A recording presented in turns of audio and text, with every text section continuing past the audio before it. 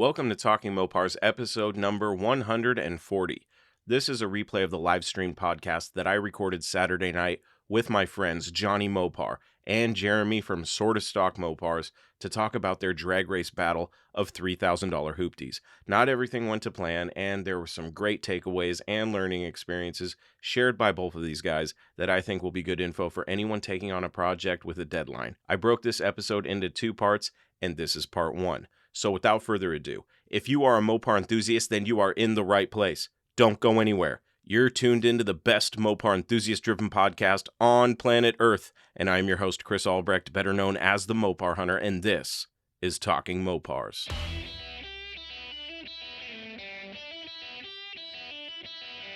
You're listening to Talking Mopars with the Mopar Hunter, your direct connection to all things Mopar.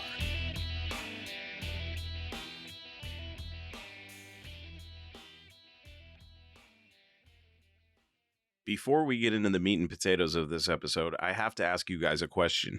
Is your Mopar protected? Whether it's sitting outside in the elements or inside the safe confines of your man cave, it's important to keep your Mopar protected.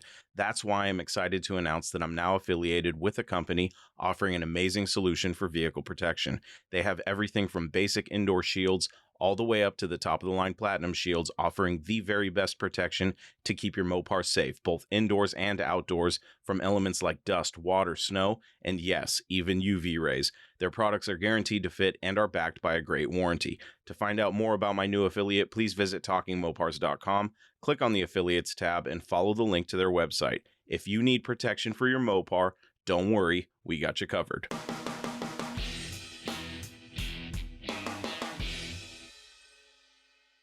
Ladies and gentlemen, for the first time in 3 years, I forgot to hit go live. So we're live now. Thankfully, we're only 3 minutes into the conversation, so good job, Chris. I just got done doing another podcast too, so forgive me, folks. Let me start this over again. I'm joined tonight by my friends Johnny Mopar and Jeremy Williams from Sorta Stock Mopars. Now, for those of you that aren't familiar, they recently had a $3,000 drag race challenge, and we're here tonight to discuss what happened. How did this thing get started? Who won? And where do we go from here? So, starting all over again, Jeremy, how did this $3,000 drag race challenge get started in the first place? Well, if you want to take it back to the very beginning, when you're stuck on a ship and you're in the middle of the ocean, your mind just wanders, right? Yeah. We always wanted to do some sort of competition, something that, kind of like what you see, on TV to a degree at least. And just thought it'd be fun. Jump into a budget competition, go do some drag racing, right? I mean, what's more fun than building cars and racing cars? So after listening to you guys and watching the YouTube videos and whatnot over the past year and a half, really, I was able to pick up that Johnny's kind of local to the San Diego area. He went to Verona a few times, so I knew he was within driving distance, and figured he'd be a pretty fun candidate to race against. So I reached out to them with a proposal, and initially it was supposed to be go buy a car, build a car, and race a car all in that 3-month time period for $3,000. First to get to 3 races wins.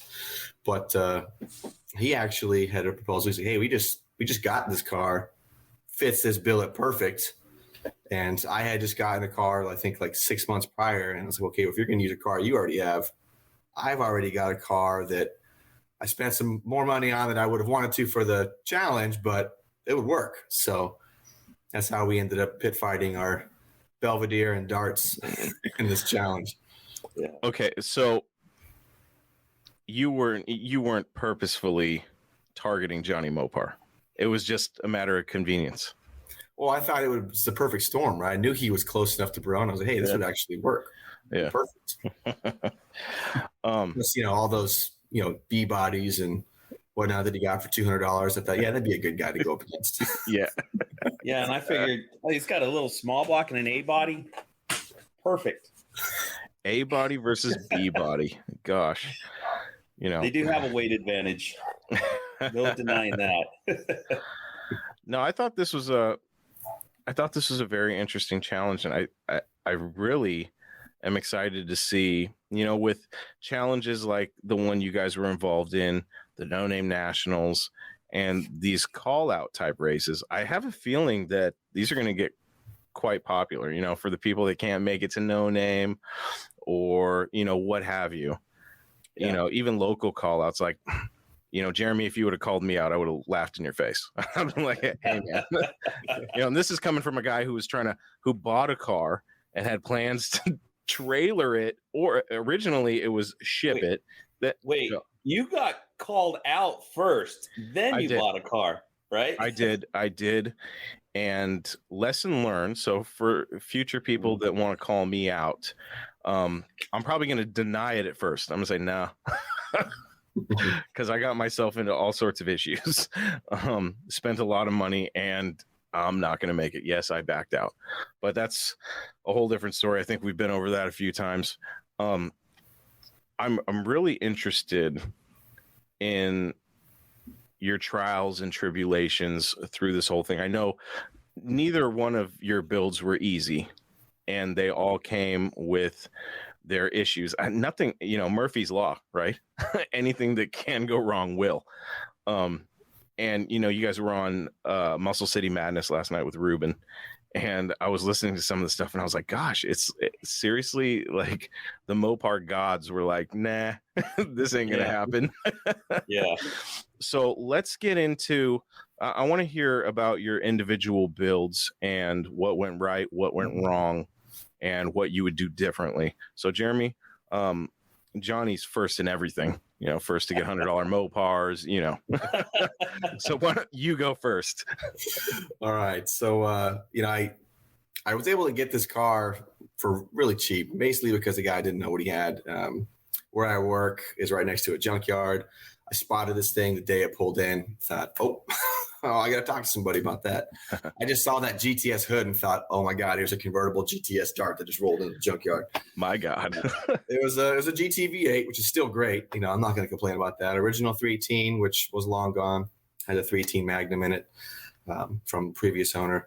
And I won't get too big into the backstory, but basically that was $2,000. So for the challenge, it was $3,000 budget. I only had $1,000 to get this car that hadn't run in like 10 years to the drag strip and to be safe, So it was definitely a challenge. But thankfully, when Johnny and I were first talking about this, we did kind of iron out the rules quite a bit. And all the safety aspects didn't count towards the overall budget. So like I actually went kind of crazy with the brakes. I went 4-wheel disc brakes on it just because it's a pile of junk. It's got more rust than any other car I've ever owned. So I was like, I want to be able to stop at least if it's going too fast at the end of the track. So I just kind of planned it out to be a turbo build, knowing that I could do a draw through super cheap, especially using an eBay turbo. I'd always kind of wanted to do that personally. Yeah. We all kind of had those thoughts of like grabbing an eBay turbo kit, slapping it on and sending it to the moon. So that was kind of where I went with it. Then I pieced together like what I really needed to do to get the 318 competitive with this 383 that I kept hearing about, especially when I knew that Johnny had 456s in the back of his 8 3/4 that he already had. And I thought, oh man, I got my hands full. I'm definitely an underdog in this. So, junkyard for sure. That was one of the first visits I did. I grabbed that 8.8, which was probably the best thing I did for the car. A lot of people, I'm sure a lot of people hated me for putting that Ford part in a Mopar. And that's the first time I've actually ever done that myself, put a non-Mopar part into a Mopar. But man, that's a really good rear end. So if you're on a budget. It is. For a budget? Yeah. When I had my 69 Dart, every time I was looking into 8 3/4, I always ran into the people in the forums going, oh, just get an 8.8. You got a limited slip, disc brakes. Yep. I had never really researched it enough to know that there was some issues with it. What kind of issues did you have with installing the 8.8 and doing the swap? So I did it the easy way. And a lot of it was because there was so much information online about, yes, you had to narrow it. No, you didn't. And it was really unclear. And so I thought, you know what? I don't have time to narrow this. I don't have time to get to a shop either. So I'm just going to throw it in there full length. but I did have to relocate the spring purchase. Okay. While I was there welding up on the tubes and everything, I decided, what the heck, I'll weld the tubes to the casing, give it a little more strength, since that's the biggest weakness of the 8.8, so I hear. So I was able to do all that prep. That was about a full weekend to get that rear end prepped and in the car. Now, like, talking 12-hour days. So it's not just a direct. It's not just a, hey, let's go find an Explorer in the pick and pull and throw it behind our Dart. I mean, you got to move the spring purchase, but that's about it. That's all really you have to do. You can, once you move those purchases, bolt it right in, and that's what I did. Isn't the center section like 2 inches over from center versus Mopar's 1.5? Is Mopar 1.5? It's 2.25 inches off to the passenger side, whereas Mopar is like 1.5 or 1 and some change. But if you remember, U joints need angle to operate function or correctly. So most of the time you use that in a vertical angle motion. Well, with the pinion being offset to, I was going to say starboard there for a second, the passenger side, I just utilized some of that angle in my working drive shaft angle. So I took out some of the vertical angle to compensate for the side angle that I had, with it being, an inch over almost. Okay. And it doesn't rub the exhaust, no vibrations at all. I'm actually really happy with it. Fastest I took it was Verona, which I think it was like 72, 73 miles an hour. No problem at all. Cool. So, when I hear you guys talk about your individual projects, because I've heard from both sides, it seems like Jeremy took on the harder project. The junkyard turbo or the eBay turbo. The rear end swap. Seems like Johnny had it easy. Well, when he was doing burnouts 2 months in, I thought, oh man, I'm in over my head. And if you followed my channel, you'd see that it was definitely questionable whether I was going to make it. I wasn't blowing smoke. I was not trying to hide what I was at. There was a lot of work, and the last 2.5 weeks, and I was on paternity leave, so I didn't have to go to work 8 hours. I told my wife, I was like, babe, I got to jump in this car. I got to be mentally gone for a little bit. And I spent a lot of time pushing on that car. I was accused of being a conspiracy theorist through for this, sure. through this build. 100%. I'm in this chat with these guys, and you met a lot of the guys, Jeremy, down at Verona.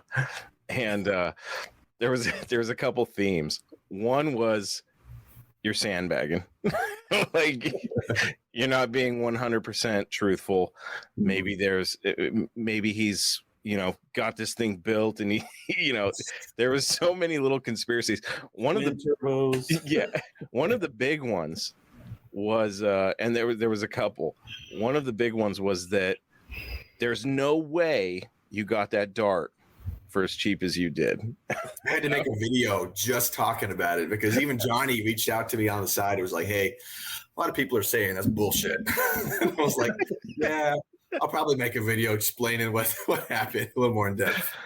Oh man, it was cracking me up, because I was like, I was pissed, because I was like, damn, I would love to get a convertible Dart for that much money. What I mean? Yeah. Like, damn, the hood alone. What shape was that GTS hood in? The GTS hood is perfect. Oh my god! And you can tell it's been on the car for a long time, because it's gone through 2 repaints that match the rest of the body. So that was a mod that one owner did way back when. Yeah. Now with this race, you could sell parts off of your car to offset that budget, correct? Yep, sure could. Did the thought ever come across your mind to sell the GTS hood? It did. Yeah. And the reason why I didn't was because I looked at how much they were going for. Yeah. And I thought, I'm never going to get one back. I might get something fiberglass, but there's no way I'm going to get this hood back. Yeah. Even the steel repops are, God, knocking on the door of $1,000. Yeah. And then all the little things that are just convertible specific, like that rear seat is actually, I think, 3 inches narrower. Yeah. And so it's really hard to find the convertible seat frames for those Darts. And I was like, I could sell a lot. I could sell that and make a lot of money. But I thought, if I ever want to get this car a cruiser, where am I going to find that seat? Could you imagine? Now, we haven't talked about the results yet, but for anybody that watched Ruben's live last night, we know the results. But I mean, you could have been in Johnny's position. You sell the GTS hood, sell the back seat, go up there, done, and all those parts are now gone. You can't get them back, and the race is lost. That would have been tragic. Yeah. One of the other conspiracies that I thought was funny was that you put a limit on nitrous because you knew that you were going to go turbo, and you didn't put a limit on boost. So, you know, Yeah. Here's the deal with that. I actually didn't put the limit on nitrous. oh really? Johnny put the limit on nitrous. Oh, Johnny, you put the limit on nitrous? I did, and Jeremy let me play myself. So because it didn't make any sense to me, like turbo seemed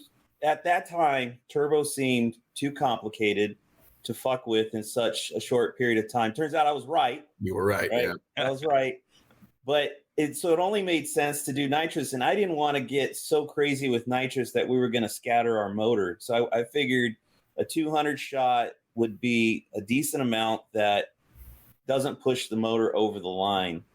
But what was funny is that when you and I were at Matt's and we met Chris Thompson, and he's got a 68 turbo back half badass little dart, and he's bullshitting with us, and he's telling us, you guys should put a turbo on your car. And it's like, what? That's be too complicated, too expensive. He's like, oh no, just go on Amazon or eBay and pick up a $200 turbo and blah, blah, blah.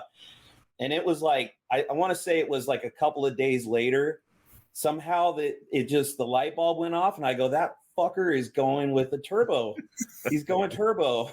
That's why he's like, oh yeah, sure, we'll cap nitrous, and didn't say jack shit about capping turbos or blowers or anything else. So, I mean, if we had a crazy budget, I was like, man, I'd love to put a blower on this thing and then be a little tit for tat, your little, like checkmate. But that's too expensive.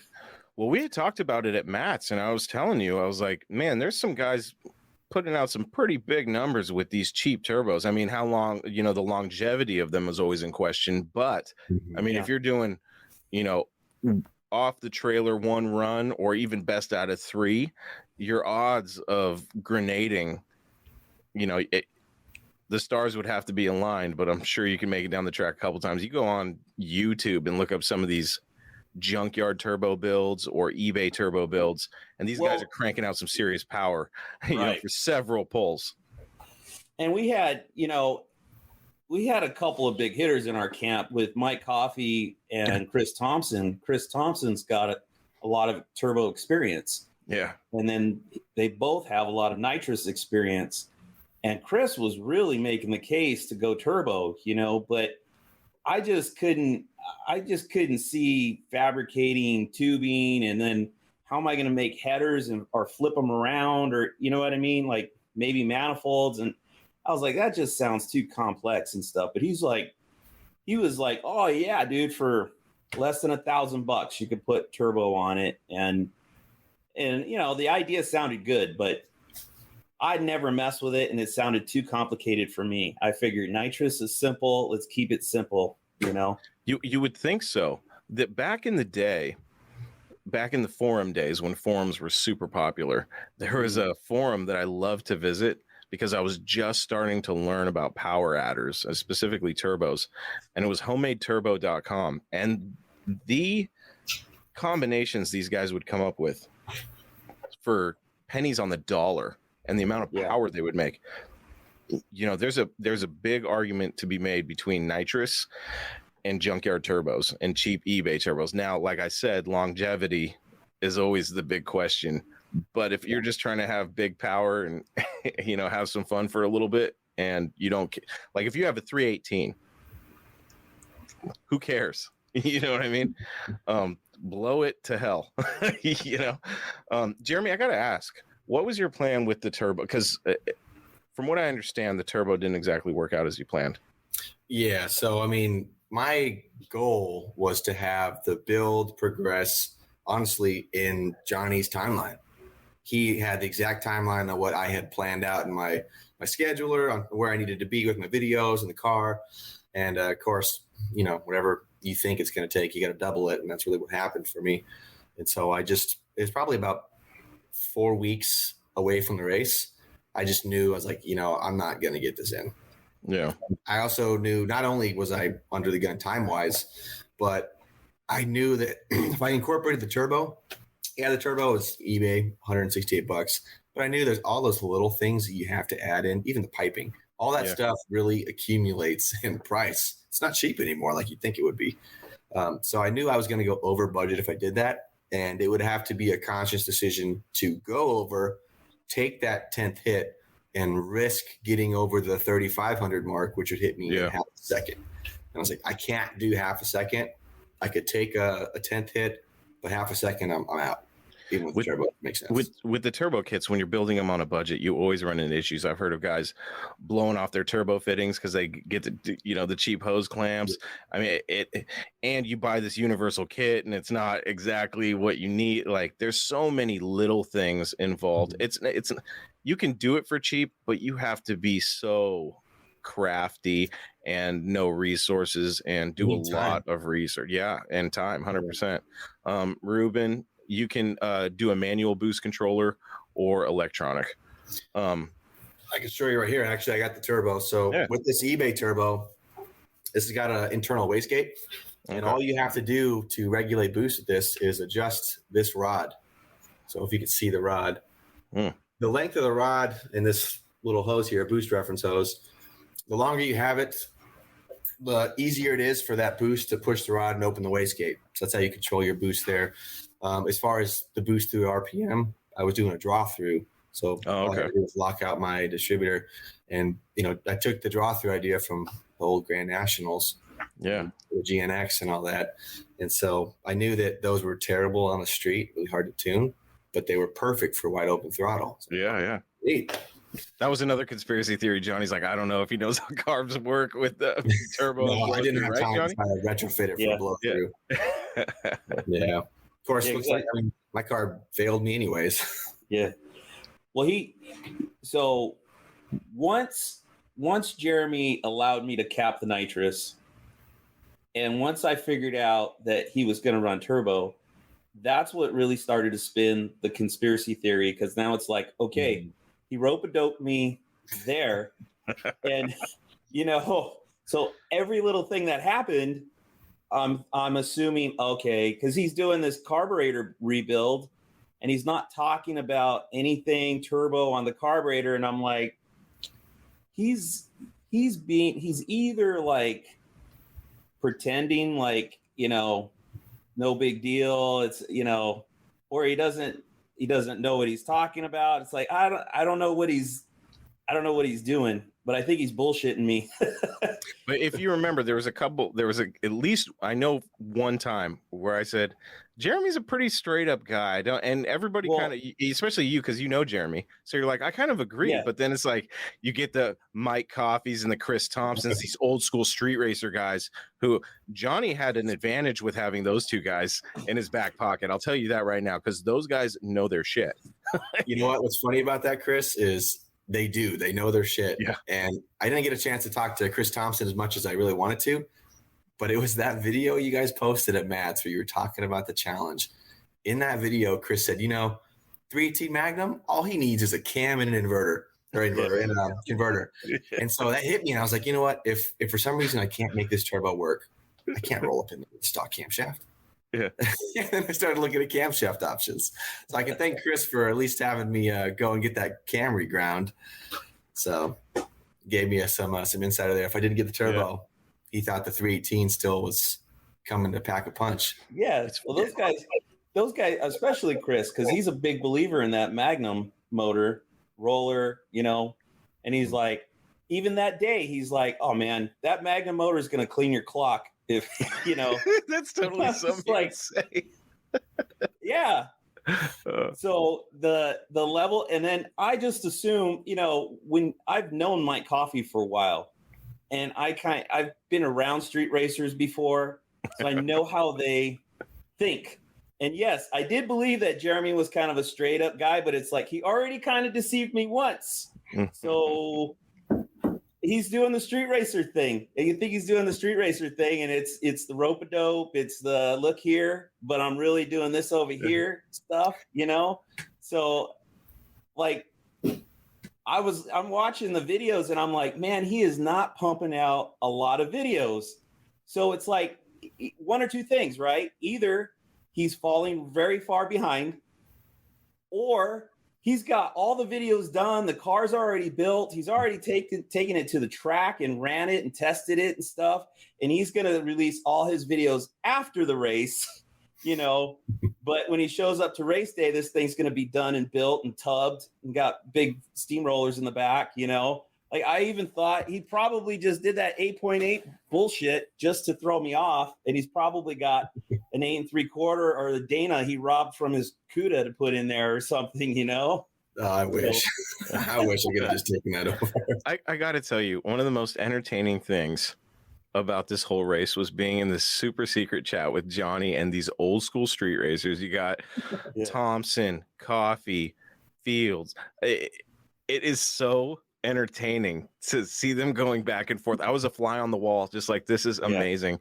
And when we were at Matt's and we saw Chris Thompson's dart do this, I was like, okay. And I saw Johnny talking to him, so I went over there. And with guys like that are so into it, like more than just your average, you know, they're like savants, dude. And you know, with builds, old school tactics, things like that, I just kept my mouth shut and listened. You know what I mean? Johnny had all the advantages, dude. He had the who's who in our world of performance, and it was so interesting to see them, you know, bouncing ideas off. And of course, you got two old schools. Johnny had two devils on his shoulders telling him what you're probably doing. It was so funny. Well, go ahead, Johnny. They're super competitive too. Yeah. So those guys are not just like, oh, just get out there and run and see what it'll do. And, you know, no, they were trying to push us into like 300 shot. I'd fuck that. I would just put a 300 shot out there and just go for it. I'm like, I don't think the motor's going to survive, you know. You're like, you'll be all right, you know. And then it was insane. And like I said, those two guys were kind of fueling the conspiracy. And then like I said, Jeremy's putting out just a few videos here and there. It doesn't look like he's making a lot of progress, or he's holding back all his videos. And then you go, and what gave away the turbo thing was, like, the first time I had the thought, it's like a person that's going to want to put a turbo on is a person that does a lot of fabrication. And we already know what he's doing with his CUDA. So like all that cutting up the CUDA to put a V10 Viper motor in that car was really what threw me over the top with the light bulb going off. Like, turbo's right up his alley, welding tubing up and stuff like that, and mounting turbos and flanges, freaking right up his alley. Well, you know, we didn't get it there for the 3K drag challenge, but that is going to be there for that rematch. So the turbo is going to be seen relatively soon. So don't worry. It's not just sitting on the shelf next to me. So you will get to see some of the fabrication, but it ain't going to be pretty. I'm not expecting that 318 to live past the second race. So this is a good question. So was it 200 shots max, like all across the board, or could he hit 200 and then 100 for 3? We didn't even talk about that. I think we just kind of generally assumed that it would be 200 for the race. Yeah, sure.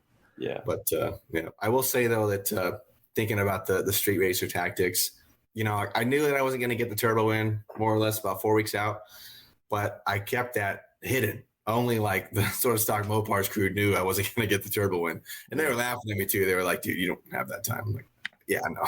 But I did call Johnny about a week before the race, and I waited until this exact time on purpose for 2 reasons, and they're honest. I just knew that him knowing this information would be an advantage for me, because I think he would assume he's already got it in the bag. So about a week out, I call him. I tell him, "Hey, dude, I want to be straight up with you. This turbo is not going to be on the car." And he goes, "Are you sure you're not pulling any street racer tactics with me, huh?" And it's like, no, I'm being legit. It's not going to make it.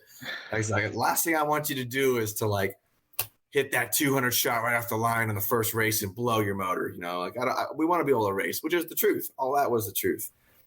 But I knew that conversation was going to get him feeling really good about his car. And then the ported and polished Magnum heads, the camshaft, I knew he was going to kind of brush that to the side, whereas I knew that was going to give me enough power with the weight of the darts to still be competitive.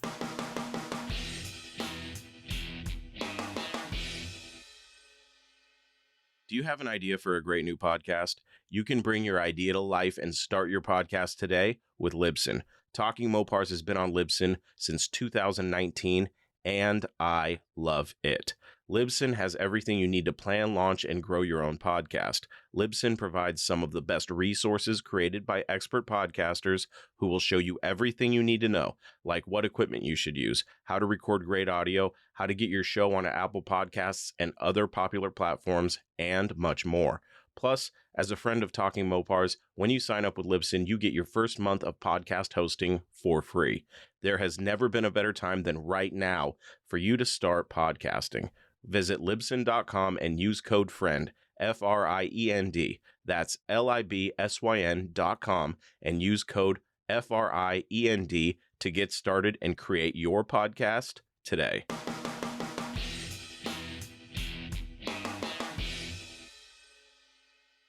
So I remember it a little differently.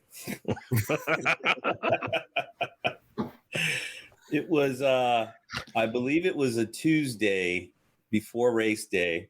And I texted him like, what are we going to do? What's the plan for Friday? Are we going to do some test hits ahead of time or, you know, or what? And he's like, no, we should just run right off the trailers.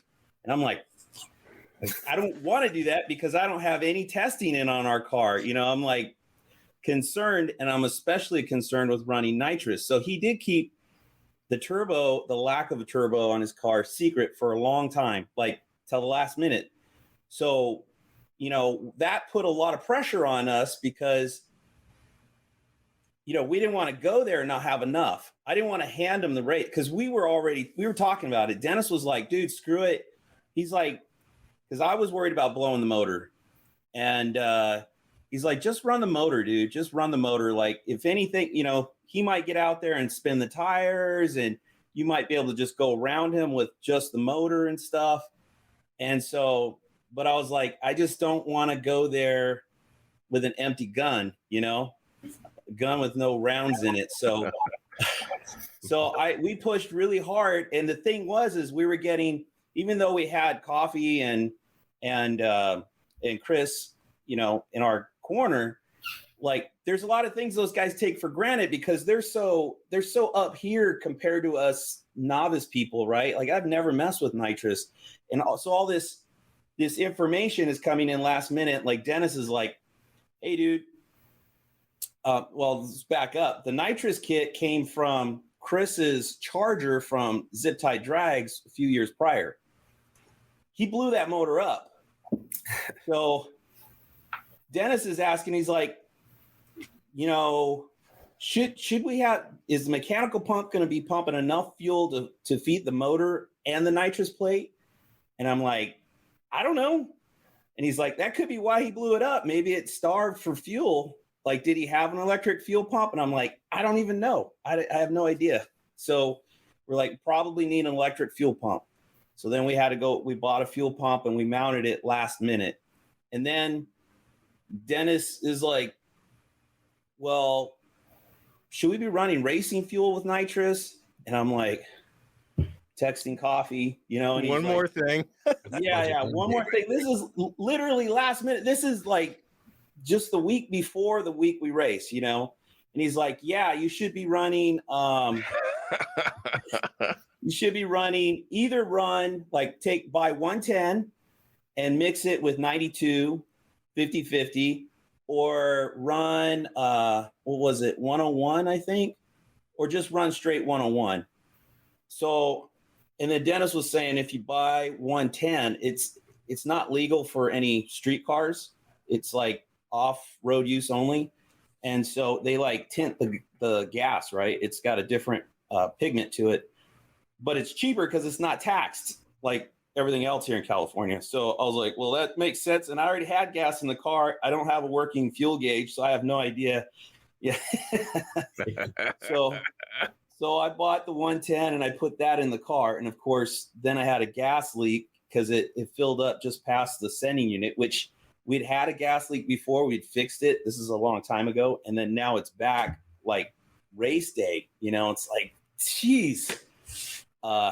So anyways, yeah, I was worried. The fuel pump, and then I was really worried about blowing the motor too a little bit earlier on. And Chris Thompson's like, run a progressive controller on it. And I'm like, what the hell is that? So it's like, it's a pretty neat tool. It's a pretty neat device that plugs right into your nitrous system. And it basically, it instead of getting a solid hit, it like progressively comes in, and it has some adjustability. So it was like, we're going to have to buy that.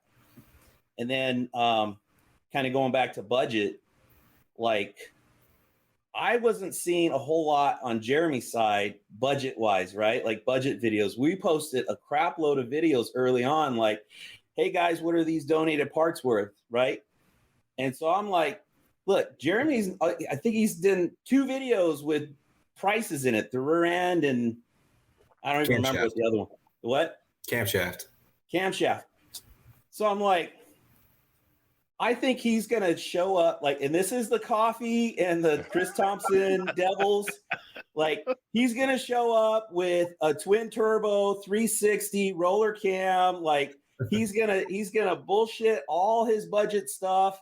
And so I'm like, all right, we're just going to have to go for it. And at some point I just said, screw the budget. And I threw it out the window. Like I was done tracking it. I'm like, I'm not seeing anything from their end. Screw it. Right. Well, when we had that phone call, he's like, yeah, we should run off the trailers. And then we can do some videotaping of talking about the budget and stuff. And I'm like, oh shit. Like I'm not even tracking the budget anymore. So now I'm in panic mode, and I'm going through the budget, and we're like way over budget. Well, at least loosely in my head, I'm like, we're freaking way over budget. I think it was like in my head, I want to say we were about $700 over budget. So I'm like, all right, we gotta pull this in to get it to the at least to the 1/10 detriment. Mm-hmm. So by the way, that was one of the rules was the budget was $3,000, and if you go over $3,000, you have a 10th penalty, and then if you go over $500, so you go over $3,500, it becomes a half-second penalty. So it's like that's too big of a loss. You don't want to breach the 3,500, right? So we had an MSD that we set up for the car, and it was like $200, but it ended up being for a 440, so I couldn't use it anyways. So we left everything hooked up in the car, mounted in the car, but we didn't use the MSD system. We put the Chrysler system back in it. Well, we never took it out really, but so I was like, okay, that's roughly in my head around $3,500. And then it's like, well, why? We're taking all our donated parts, and everybody's pitched like giving their opinions as to what it's worth, right? And then we're averaging that out, which we all agreed to at the beginning. Mm-hmm. And then I'm like, well, like the biggest detriment to our budget was the Sure Grip. It was like, man, everybody was coming in high on that thing. Like I want to say it came in around $350, $400, something like that. Yes, we'll have to get to that. The Mike Coffee distributor.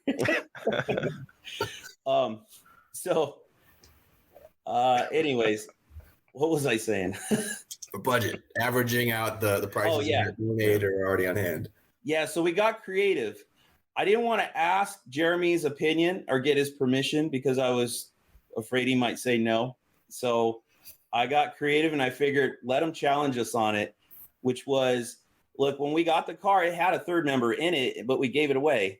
So what would an open rear end go for? It didn't come in as much as a sure grip, obviously, but it helped offset that expense. So we basically took, whatever that was, like, say $200, and subtracted it from the $400. So now we only had a $200 hit with the sure grip. And then we pulled the poly out, which we're giving to Chris, not this Chris, our other friend Chris. And the three are in the, it's got a 727 also, and the torque converter, which the torque converter was kind of a big hit against our budget too. And I think the whole thing, it was like, everybody was like, the motor's worthless, but the transmission's worth something, because it's a more modern, like a 60s, 70s 727 for small block. So I think the whole thing came in around $400 or something like that. So those little things pulled us back down underneath the $3,000 budget. In fact, I think we had about a $400 surplus still left. But if it wasn't for those things, we would have been over budget. Only having $1,000 to spend, I knew that if I tried to have the viewers put prices on it, that it was going to screw me. And that was honestly why I didn't do that. And the only time I tried it, which is at the very last moment, like 2 weeks before the race, and I had that spacer, that 1.5-inch Spectre carb spacer. And so I tried $1,000 spacer? Yeah, I tried it. And the average was $35. Down the street at AutoZone, it's $39.99. I was like, this is ridiculous. $4 off? Like, come on. I'm not using that. Didn't use it. So I was actually paying like really close attention to the rules and the budget, trying to make it all exact. I will say though, and Johnny, he kind of called me out on this at the race day, and I have video proof of this, which I didn't get to put in my race video, but the drag radials, right? Johnny was like, hey, what are we doing with the rear tires? This is early on. He's like, they're kind of safety, but they're also massive performance. Like, yep, I totally got you. He's like, you know what? I was looking up some prices, and it looks like I forgot the name of the tire. He's like, but these are about $400 if you go buy them brand new. And so we could say that this portion of the tire is for safety. Anything above that is, towards budget.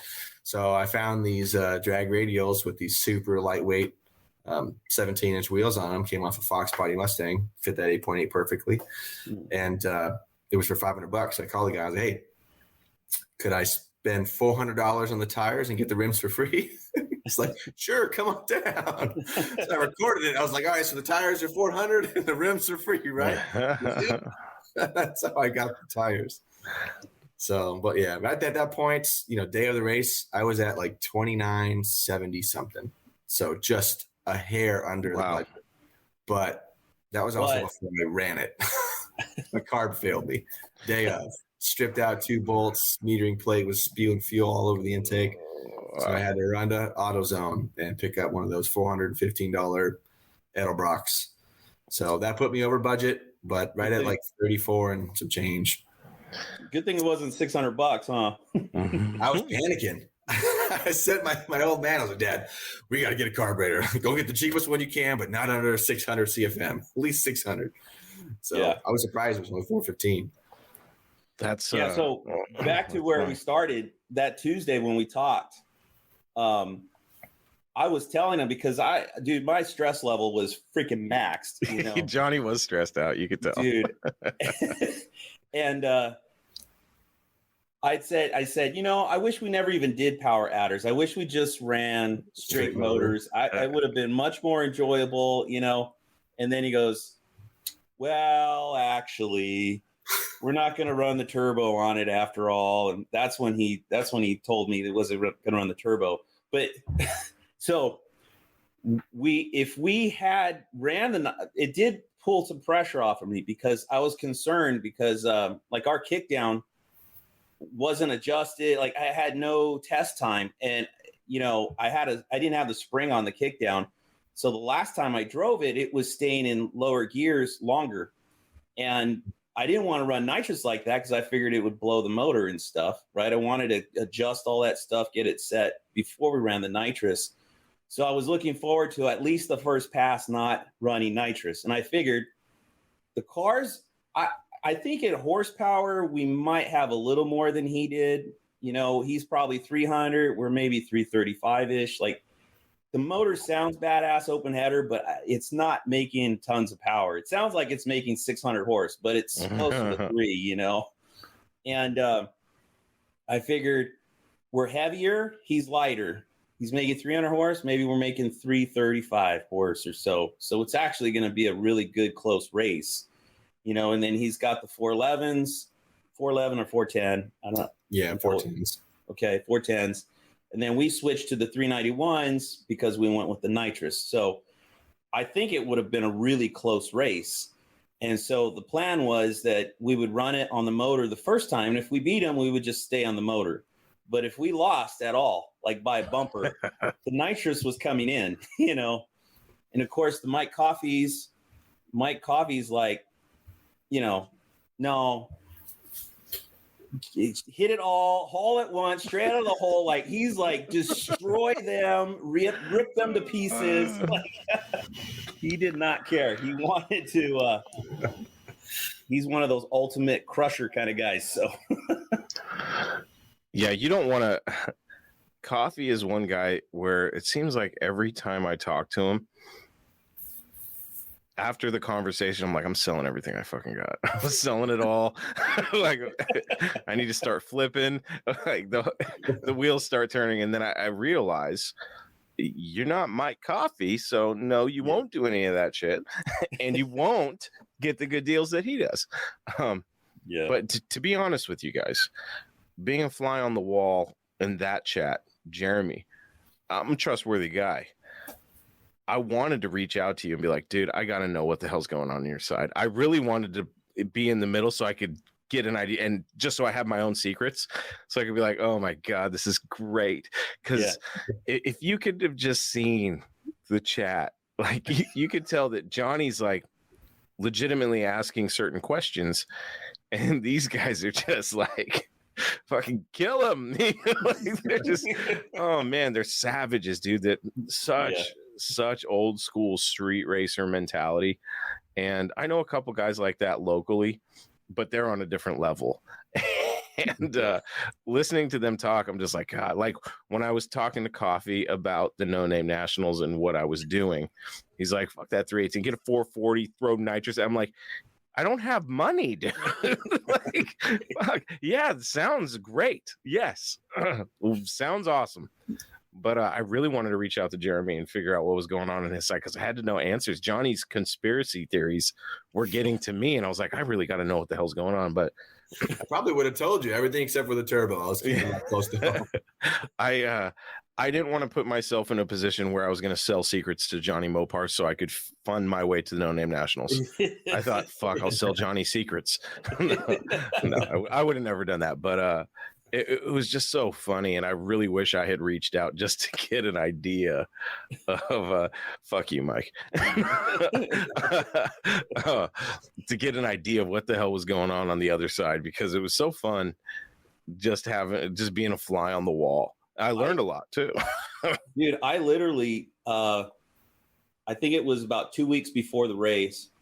I was scouring through, because, you know, at Verona they take pictures. There's a guy there that takes pictures of all the cars that go down the track.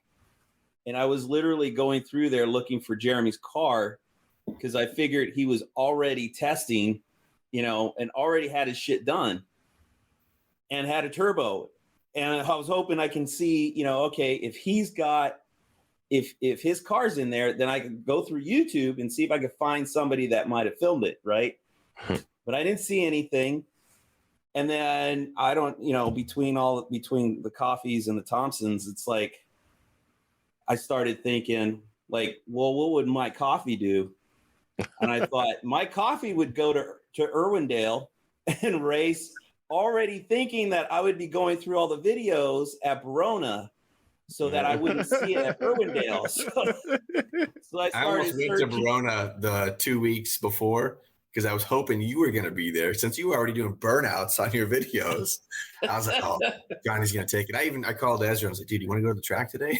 I think the other guy's going to be there. We're going to go watch him. I was planning to be there that day, Yeah. But we had so many problems, you know.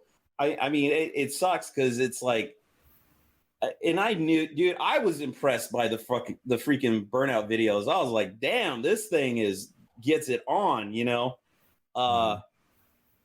And yeah, you get to that point and you're like, we're done, dude, we're good. And then it was like, it just all went sideways, you know. It's like, shit. I think that was pretty funny because, you know, watching your videos, obviously the burnout video, you know, after I watched that, I looked back at the car and I thought, oh my God, like, what did I get myself into? I'm in trouble here. And so, like, you know, like I mentioned, right, the last 2.5 weeks, it was like dart, just everything I could do to push on it. I got the roll cage almost finished right behind me. I was like, you know, if I got to go faster than 825, I got to have the roll cage for NHRA rules. And I'm like, dang, this convertible screwing me. But I felt so much pressure. And then, like, you know, the day of the race, you know, if you watch my video for the challenge, the whole first section is like me in that final push trying to get this thing together.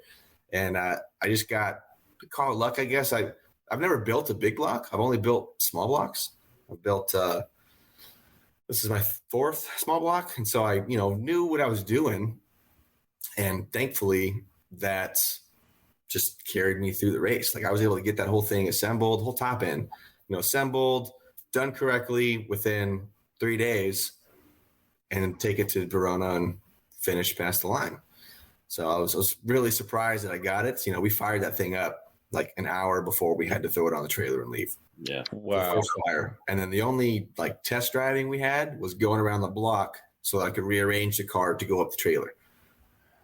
That's how close we cut it. That's insane, man.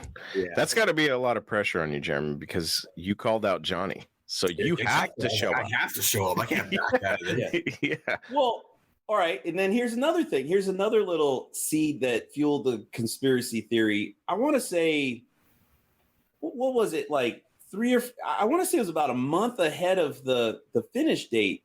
You called me and you said, hey, you know, the guys that are going to, Jeremy brought a couple of his buddies to do filming. So like one guy was going to follow us around and the other guy was going to follow his team around and do a bunch of filming and stuff like that. It worked out because we parked next to each other. So it was like, they didn't really have to separate, you know, it's like, we could all film. But I didn't realize like they were your buddies. It sounded like you were hiring these professionals out of like a studio or something like that, right? And you were like, I want to make sure we nail down, like, are we good for July 1st? Because I'm committed to have these guys come out July 1st. So, you know, that was a whole month or so ahead of the race. And I'm like, he's freaking that confident. Like, he's done. His car's done. It's got to be done. How are you nailing down the date now? And then, like, I don't know, it was like a couple of weeks later when you showed your video, I think you were porting the heads or something like that. And I'm like, he's freaking pulling a fast one. This is total bullshit. This car is already done. I know it's done. Oh, that's funny. Yeah, no, I definitely felt like I needed to port and polish the heads knowing I wasn't going to have the turbo. So I was like, you know what? I got to give it all I can. It's free, right? And that's one of the best things you can do in your garage. You're not going to get everything out of it. You know, it's way better to send it to a shop. But I also suspected that the Magnum heads were cracked, especially since it was the first year of the Magnum heads. Oh, yeah. Yeah, they were cracked for sure. But, I mean, how many people are out there running these old Magnum motors that are cracked heads? They don't care. Yeah. Now, unless it gets to the water jacket, run it. Yeah. So that's why I just took my Dremel tool and went to town. Not trying to, hog it out, but massage it. Yeah. All right. So you guys get to Verona. You line up. What happens? Go ahead, Johnny. You can tell us. Well played. So before we race, my guys are like, now,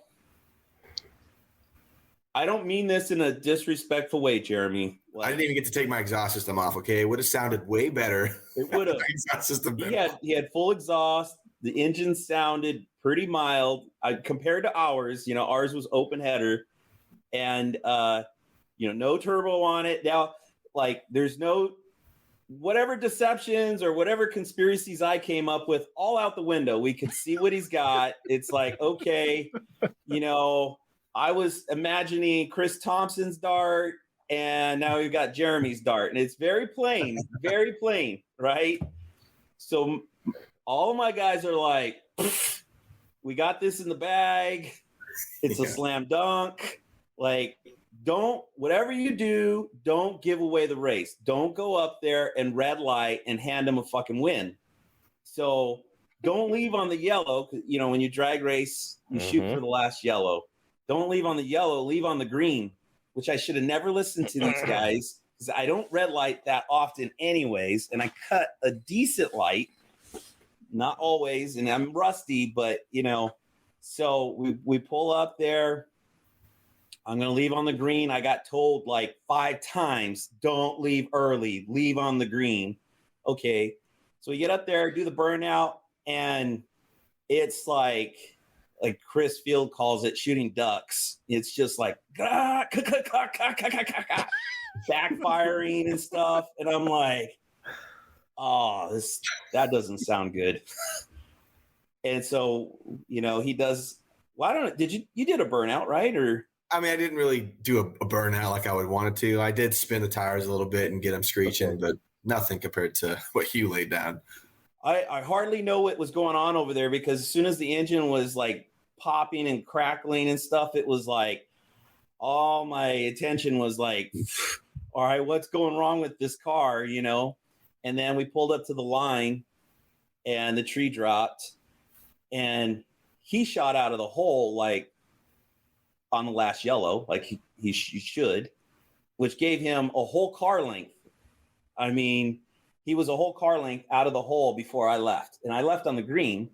So if you're going off the green light, I cut a decent light. I think it was like a 10th late or something like that. Or not like a 10th. Anyways, so we leave. He's ahead of me. I can see him, I'm looking out the passenger side. I can see him. He's way ahead of me. And I've just got it hammered down. And there's like this split second of like, I feel like I'm pulling him in. Like, I feel like we can pull him in by the time we get to the end of the track. We're going to pull him in. It's going to be like bumper to bumper. But that was quickly gone. The bubble popped and the car just laid over and just boom. I'm like, what the hell? I'm freaking out. We're on electric fuel pump. I'm flicking the switch. I actually thought, I left the fuel pump off because I got grilled for that too. Those guys are like, make sure the fuel pump's on. Make sure the fuel pump's on. And I thought I had turned it off. But I think what I did is I turned it off and turned it on. I was trying to get it to come on because it acted like it ran out of fuel. It laid over and it acted like it ran out of fuel. So, and the car, other than the burnout, the car had been running fine and great the whole time. We did all those burnouts a few weeks prior. It's like, there's nothing that tells me I don't think there's anything wrong with our car. It's got to be something stupid like I left the fuel pump off, So I coasted across the finish line, and then they had to bring a truck out and actually tow me off of the track. Is that the moment where your soul left your body, or? I think his soul left his body. He was so happy. Oh man. God, man. Johnny, that sucks, dude. God. It's like, it's kind of embarrassing. I mean, it's bad enough losing, but when you have to get towed off the track, it's like, I made sure to capture that in the video. Oh, yeah. Yeah. I looked at my mirror 2 times on that run. And the first time I looked at it and I saw Johnny, in my head, I'm just like, got him. Like 318 did it. And then I look again before I pass the traps and I'm like, oh shit, he's way back there. He broke. He broke. Dang it. I wanted it to be a fair race. Like, don't take that from me. I don't know if you could see there that. It is. See that's the Mike Coffee distributor. It's completely stripped. It's having a hard time focusing, but it's completely stripped. Mike says we screwed it up when because we actually welded it to lock it out for the nitrous. That was another nitrous thing that, it's like, well, you don't want your timing moving around. It's like you got to set the timing and then pull it back. You got to retard the timing some when you're running the bottle. And we didn't have any complicated system on it to have it run at 1 degree without the nitrous and then switch. It's low tech. So, but anyways, yeah, that sucked. So it was supposed to be a best out of 3, right? First 2-3. Okay. First to 3 wins, yeah. And you've only had 1. Yeah, but remember, the challenge too was to build the car and race the car, and that was the kicker there. And I think we both kind of understood, or at least we were both on the same page with that part of the challenge and how it was that night. Yeah, I mean, if one of us didn't finish the car in time, we basically forfeited the race. So we would have had to have relinquished, and that's basically, in a nutshell, what happened is we got a half track in, and then that's it. And then we lost. So yeah, it was because we went from pushing on the car super hard, just bloody knuckles the whole way, and then after the first pass, there's Johnny's team just pushing on the car, and we're standing around like, well, we don't even have any spare parts, we don't have any tools, like we didn't really think this through, so we just got to sit around and drink water and be Johnny's cheerleaders if we wanted to run again. And I tried to plan ahead. I brought a spare distributor. I brought some electrical wiring. I brought tools. I tried to bring everything I can think of, and the gods were just against us that day because we got back to the track and then Chris Field pulled the distributor cap on it and was just spinning the rotor because we're like, we don't know what happened, right? It's like, well, sounds like ignition, pop the cap, and he's just spinning it. It's like, what the hell? Like, how does that even freaking happen? So it's like, cool. I brought the distributor. By the way, yeah, like Mike Coffey said, that distributor was freaking brand new. Like, it wasn't in a box brand new, but it was clean. It looked like somebody had bought a Mopar kit and used all the other stuff and not the distributor. Like, the distributor was brand freaking new. So we ripped that one out. I brought the distributor that was used in the burnouts. We threw that in the car, and it was like, boom, we're back up and running. We're back in business. Everything, we're ready to rock and roll. And then I look down at the oil pressure gauge, and there's no oil pressure. Oh my God. It's like, what the hell? And we had this problem when I'd ran the engine in the run stand, no problems. Put it in the car, we lost oil pressure. It's like, what the hell? So we switched. Ed and I put the pickup and the pan that was on the motor in the run stand back on the engine. And I had changed the pan and the pickup because I had an oil leak in the run stand. So we changed it back. We got oil pressure back. And I thought, okay, we're good. And then we still had an oil leak.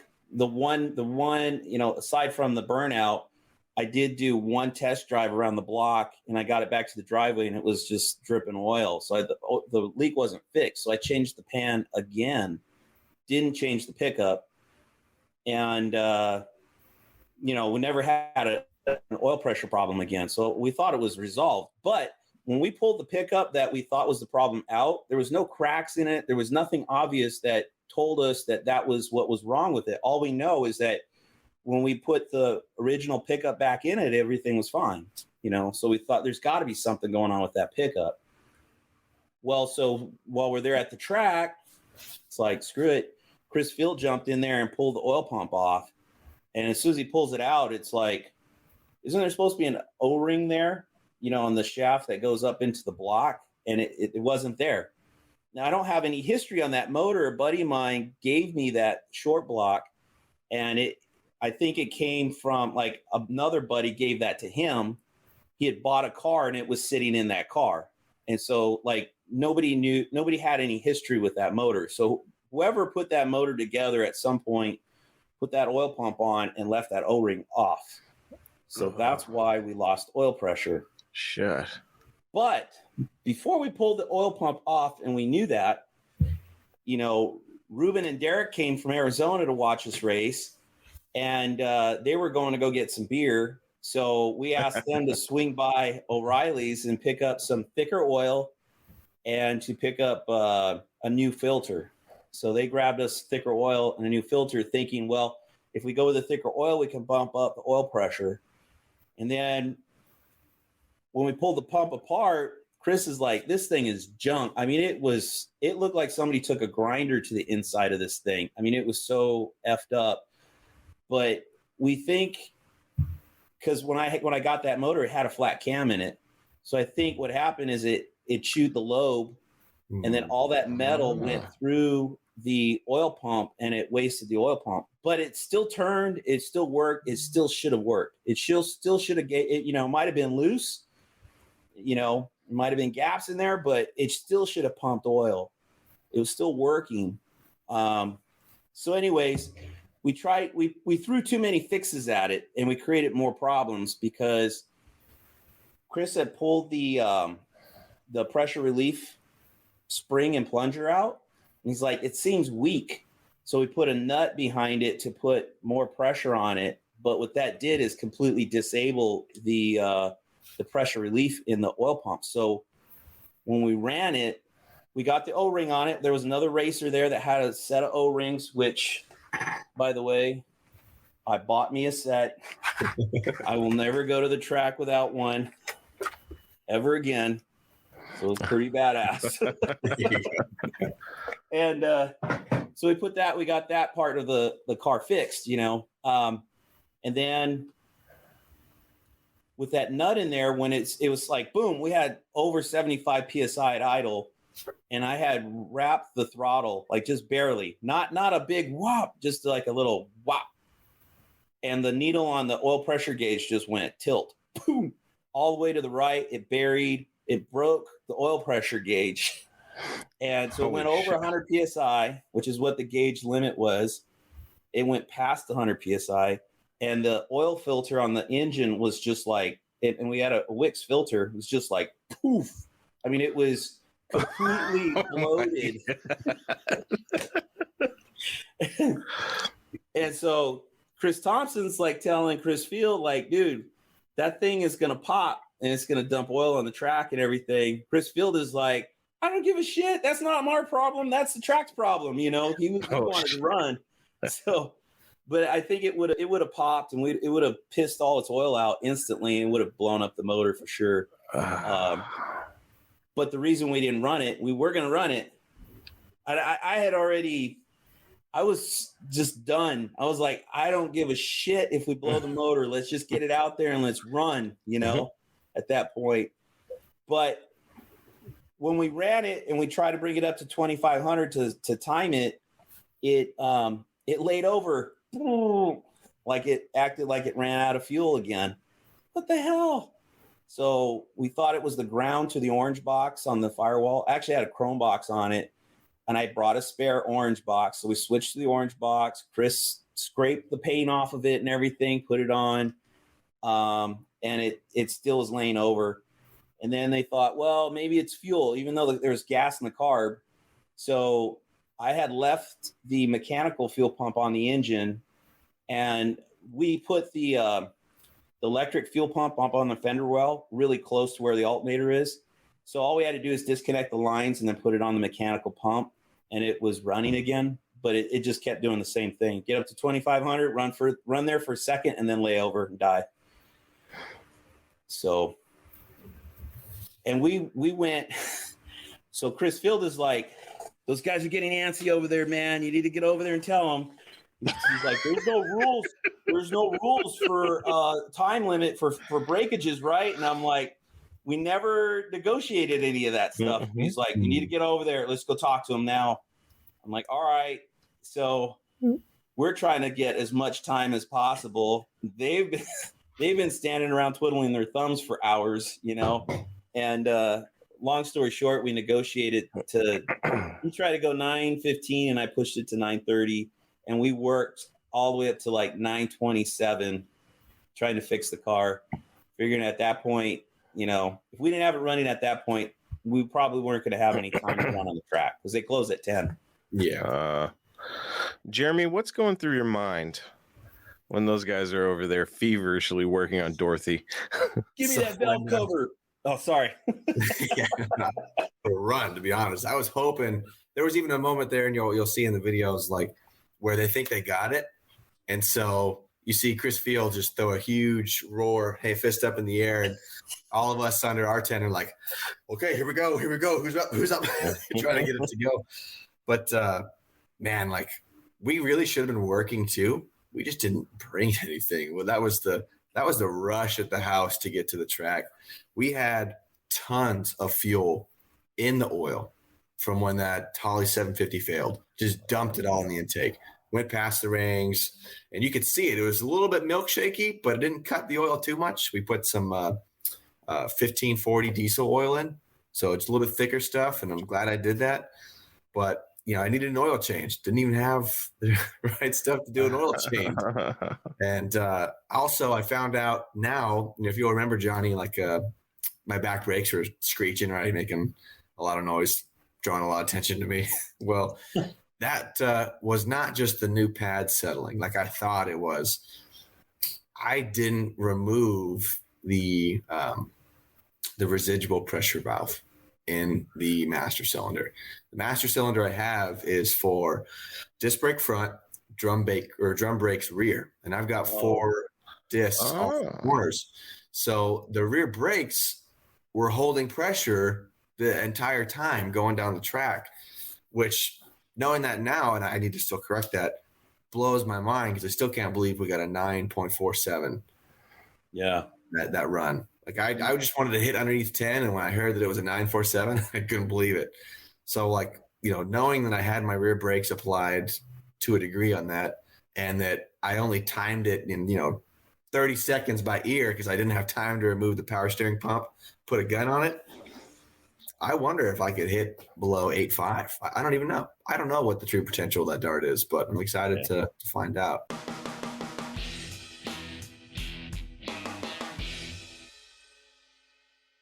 There you have it, my friends. Another episode of Talking Mopars is in the books.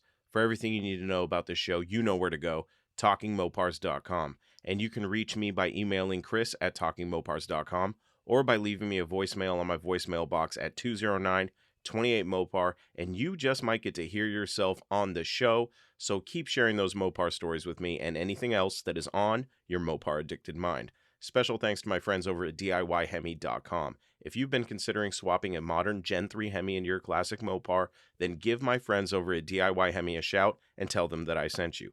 They've supported me from the beginning of this show, and I also support them in their mission to Hemi swap the world.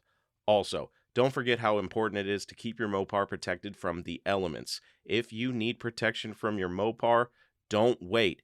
Head over to TalkingMopars.com, click on the Affiliates tab, and go get your Mopar covered today. Before we shut this podcast episode down, if you want some Talking Mopars merchandise like t-shirts, hoodies, stickers, and cool swag like that, check out the merch shop on TalkingMopars.com. And for exclusive bonus episodes and videos only for my supporters, become a Facebook supporter today and get immediate access to those benefits. That's it, my friends. Until we talk again, I am your host, Chris Albrecht, and that was Talking Mopars.